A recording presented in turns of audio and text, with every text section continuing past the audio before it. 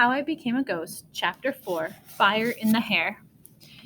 We returned home from the river. While Luke and Jumper and I played in the backyard, Mother cooked supper. Everybody was quiet while we ate. No one said anything about the old man and the women in the river. No one said anything about treaty talk, but the silence spoke louder than words. Soon after supper, we went to bed. It happened after midnight. I felt no shiver. This was real. I smelled smoke and jumped out of bed. The room was dark, but I could smell the smoke. It was behind me, so I turned around. The smoke was still behind me. I turned around again. The smoke was still behind me. I turned around again. I was scared now. Why couldn't I see the smoke? I wanted to scream. I felt the skin of my neck burning. My long hair was in flames. I heard the loud crack of the fire fell from the ceiling. I grabbed my blanket and wrapped it around my shoulders, smothering the flames. When I opened the door, a cloud of fire hit me in the face. I ran through the flames and out the front door. My mother and father and Luke stood in the yard. Jumper was there too. He leapt into my arms. "We thought you ran out back," Mother said.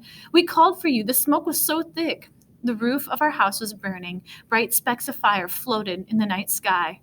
"Run next door and wake the neighbors," my father said. "They can help us put the fire out." Luke and I ran to the neighbor's house, but it was burning too. We flung open the door and ran inside. Everyone was still sleeping. "Wake up!" Luke shouted. With squeals and screams of our neighbors jumped out of bed and fled their burning house. "Run to the church and ring the bell," my father said. "Wake everybody up."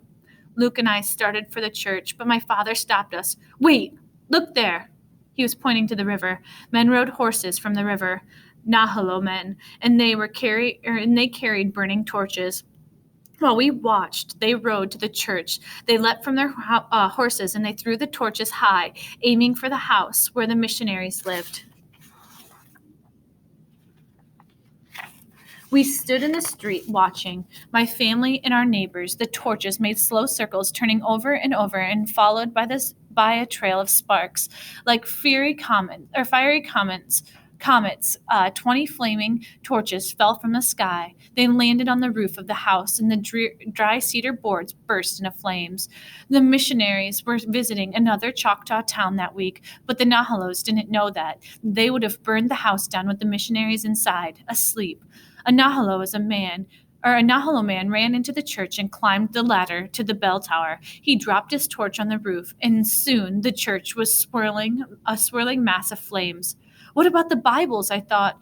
"And the songbooks?" The men shouted and pointed to us. One man took his shotgun from his horse and aimed it at my family. My father threw himself over us, and we fell to the ground.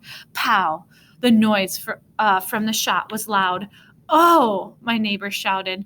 My face was covered in blood, the blood of our next-door neighbor. His shoulder was bleeding. My father took off his shirt and wrapped it around him. "Run!" my father said. "Stay together!" We hurried down the deep woods at the end of the town. The Nahalo men jumped on their horses and followed us. When we entered the woods, my father pushed us into a clump of bushes. We knelt and huddled close together. My father whispered in my ear, "Take a deep breath, but do not move." I nodded and sucked in the cold night air. Jumper climbed under my shirt. My father put his hand behind my head and pushed my face into the ground. He did this to protect me. I lay with my face on the wet ground. A man rode his horse into the woods. He was so close. I could have reached out and touched the hoof on his horse. Even Jumper knew to be quiet. I felt him warm against my belly.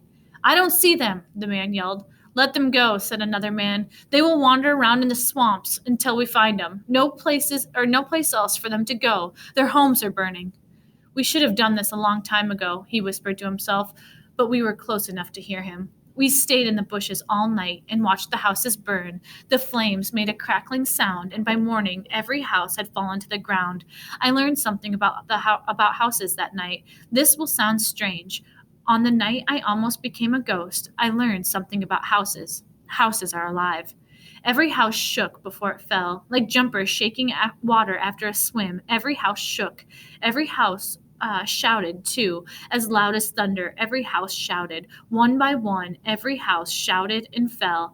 I lay on the ground with my father, my mother, my brother Luke, and Jumper. Our neighbors crouched on the ground nearby. We watched our houses shout and shake and fall.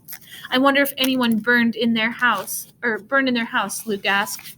"The Jonahs," I told him. "Mr. Jonah and Mrs. Jonah." "How do you know that?" Luke asked. I did not answer him. My mother looked at me. Of course she knew. She knew everything. There's nothing we can do, my father said. We can stay together, said my mother.